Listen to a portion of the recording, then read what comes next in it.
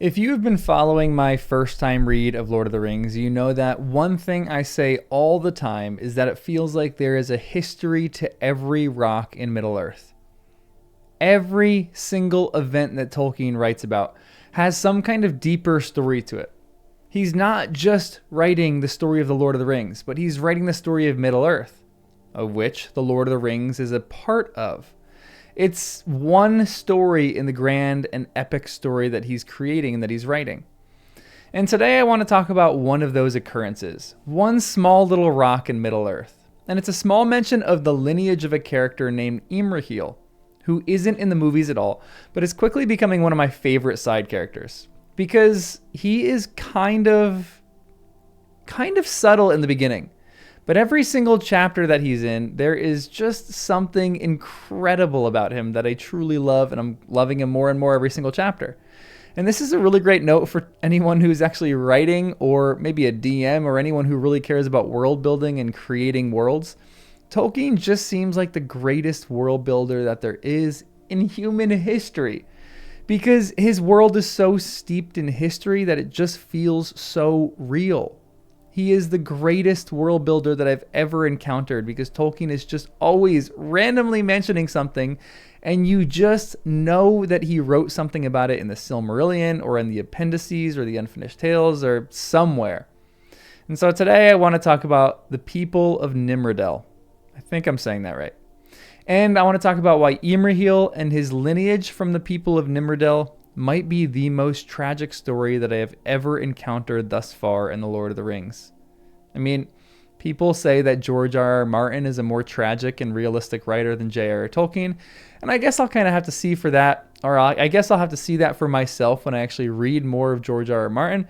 But at the moment, I don't know of any writers who write sadder yet more realistic stories than Tolkien. Nimrodel might just be the saddest one so far. Now, the poem of Nimrodel is in the Fellowship of the Ring, but the build-up and why I actually looked into this was because of Imrahil, the current prince of Dol Amroth, and that name has real significance. And the current steward, Imrahil is actually the current steward of Minas Tirith until Aragorn rightfully takes his place, but Aragorn kind of named him as this. Now, there's a section of the book when Legolas and Gimli meet Imrahil, and this is what the book says. At length they came to the Prince Imrahil, and Legolas looked at him and bowed low, for he saw that here indeed was one who had elven blood in his veins. Hail, Lord, he said, it is long since the people of Nimrodel left the woodlands of Lorien, and yet still one may see that not all sailed from Amroth's haven west over water. So it is said in the lore of my land, said the prince, yet never has one of the fair folk been seen there for years beyond count.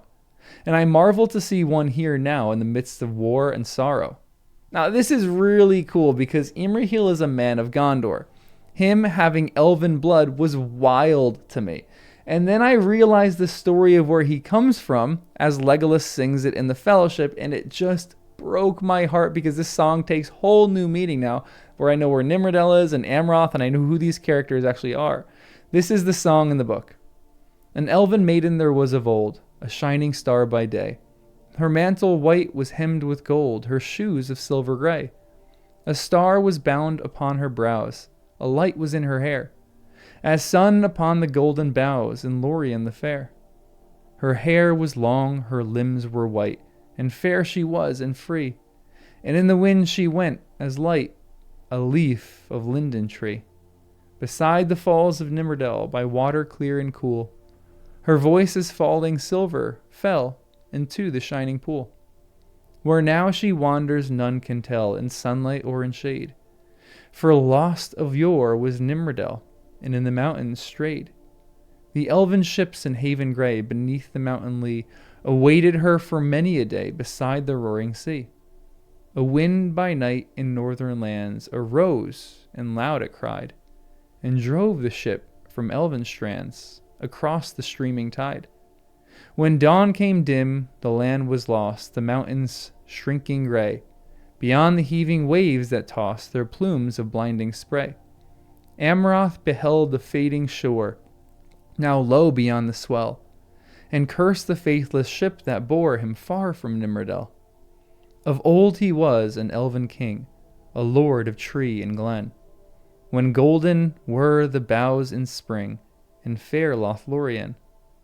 From helm to sea they saw him leap, as arrow from the string, and dive into the water deep, as mew upon the wing. The wind was in his flowing hair, the foam about him shone. Afar they saw him strong and fair, go riding like a swan.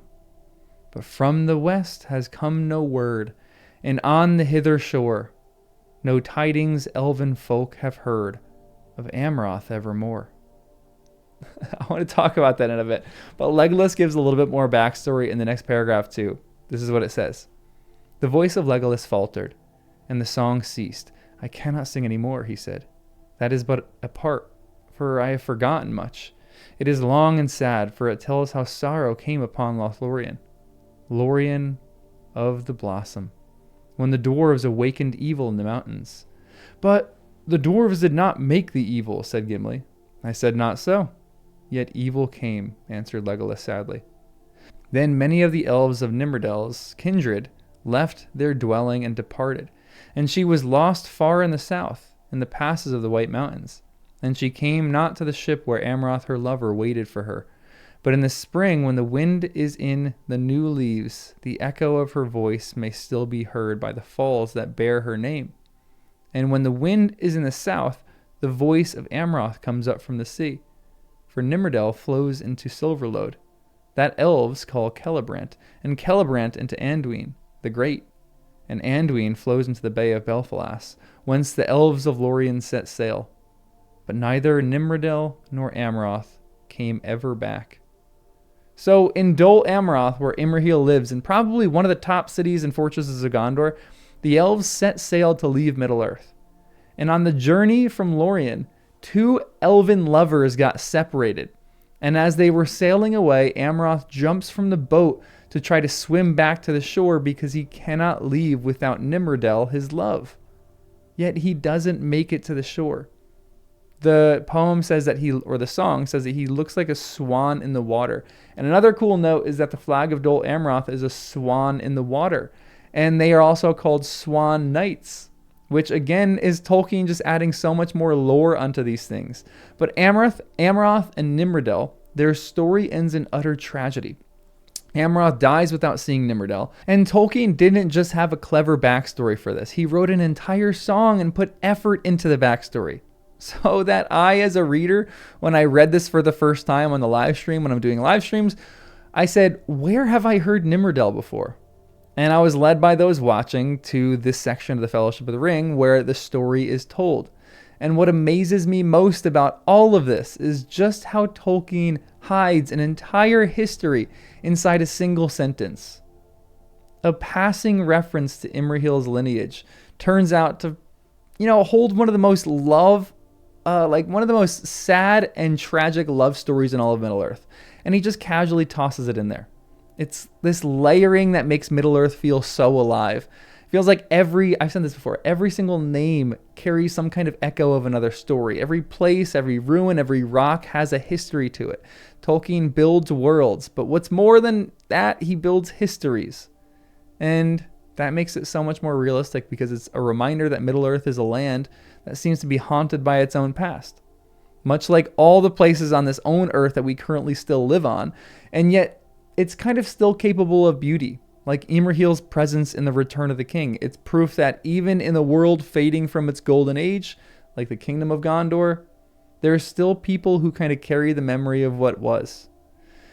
And I think that this is why this story has kind of stayed with me now.